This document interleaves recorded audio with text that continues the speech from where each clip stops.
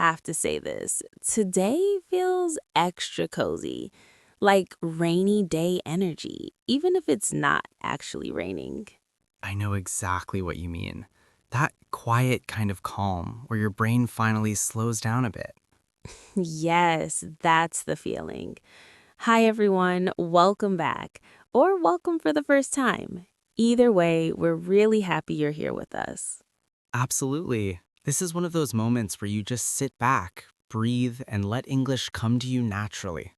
No pressure today. No tests, just a real conversation. The best kind of learning, honestly. So, today we're doing something very simple but very powerful. We're practicing everyday English through real conversation. Listening practice and speaking practice all wrapped into one. And the goal isn't perfection, it's comfort. Nods, exactly. Getting comfortable with English as it's actually spoken. Before we go any further, quick reminder, if you enjoy natural English conversations like this, don't forget to subscribe. It really helps us keep creating for you. It really does, and we appreciate it more than you know. So, Ben, let me ask you something. When people say, I understand English, but I can't speak, what do you think is really happening? Hmm. Usually, it means they've done a lot of passive listening, but not enough active use. Passive meaning, Meaning, they recognize words when they hear them, but their brain isn't trained to respond quickly. oh, that feeling where your mind goes blank. Exactly. You know the words, but they don't come out when you need them. Been there many times. That's why real conversation matters. Not just exercises, not just apps. Because real conversation is messy. Very messy. People pause, repeat themselves, change direction mid-sentence. And that's actually comforting once you notice it. It is. You realize you don't need perfect sentences. You need connection. Connection over perfection. Let's start with something familiar. Daily life. Everyday English. Exactly, because most conversations are about simple things. Like how your morning went, Or what you're planning to do later. or what you forgot to do and now regret. Oh, that's very real. So imagine someone asks you, how's your day going? You don't need a long answer. You can say, it's going okay, or it's been kind of busy. Or even, honestly, a bit tiring. Simple, honest, natural. That's everyday English. I think people often believe they need to sound smart. But sounding natural is more important than sounding smart. Yes, and simpler English is often clearer English. That brings us to one useful idea: speaking in chunks, not single words. Like ready-made phrases? Exactly. Things like, to be honest, it depends, you know what I mean. Oh, those phrases are everywhere. And they buy you time while you think. That's such a relief when speaking. It is. You don't rush, you take your time. Pauses are okay. Pauses are normal, Sometimes I feel learners think silence is failure. but silence is just thinking. And native speakers pause all the time. Constantly, sometimes for no reason at all. Another thing I notice is fear of mistakes. That fear blocks speech more than lack of vocabulary. Because your body freezes. Exactly. But mistakes are part of learning, They mean you're trying. and trying is how progress happens. There's that expression, learn the hard way, Unfortunately, yes. but also the most effective way. Let's talk about listening for a moment. Listening practice? Yes, but not the stressful kind. Not stopping every sentence to translate. Exactly. Just listening for meaning. Like watching a movie and following the story, even if you miss some words. That's how the brain learns patterns. patterns, rhythm, intonation. All the things that make speech sound natural.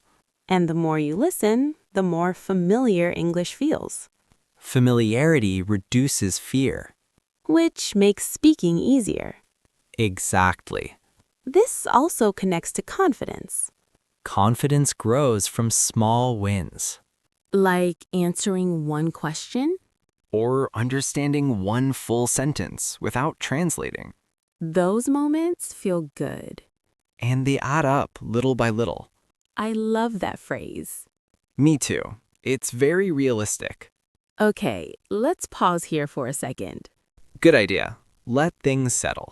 In the next part, we'll go deeper into real conversation habits, how to react naturally, how to keep a conversation going, and how to feel more relaxed when speaking. And we'll keep it simple and practical. Stay with us. All right, so let's keep going gently, no rush.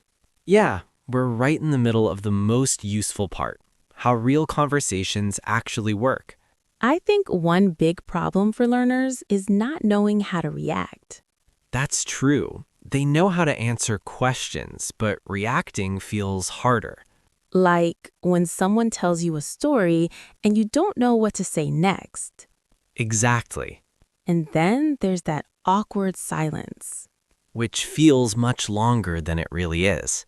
So let's talk about reactions. Reactions are the glue of conversation. You don't need long sentences. Short reactions are often better. Like, oh, really? Or, that sounds nice.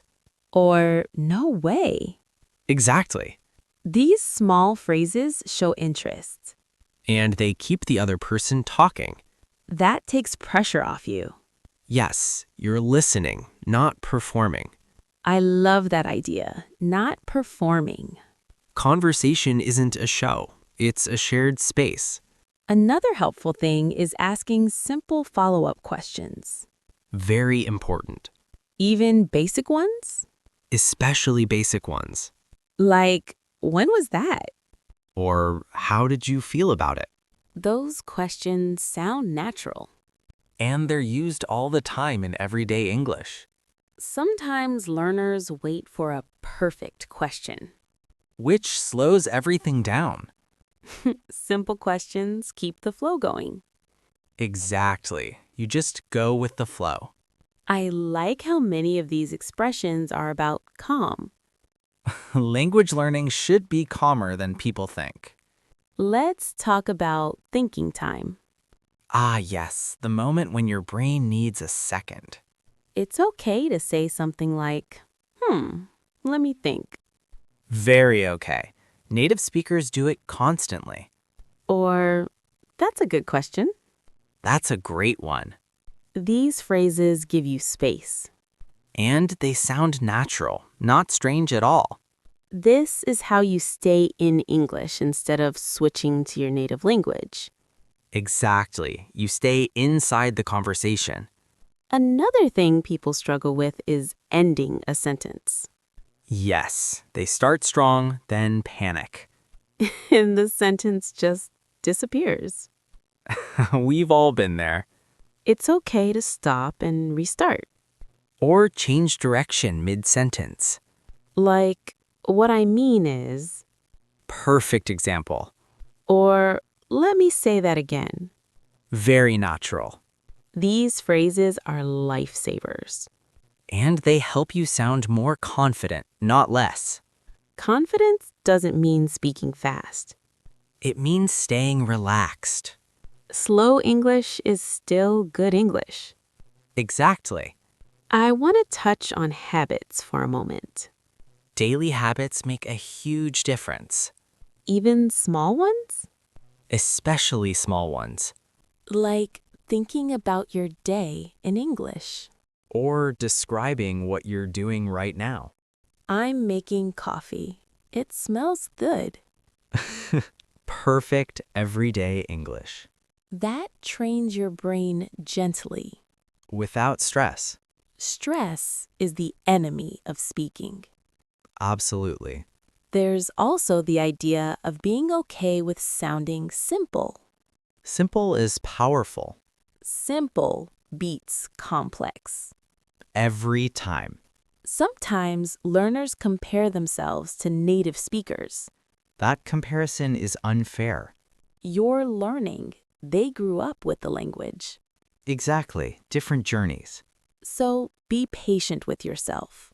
And cut yourself some slack. I really like that phrase. It's an important one. Okay, I think this is a good place to slow down again. Yeah, let everything sink in. In the final part, we'll talk about the emotional side of English, how it changes the way you feel, connect, and express yourself. And how all of this comes together naturally. Stay with us.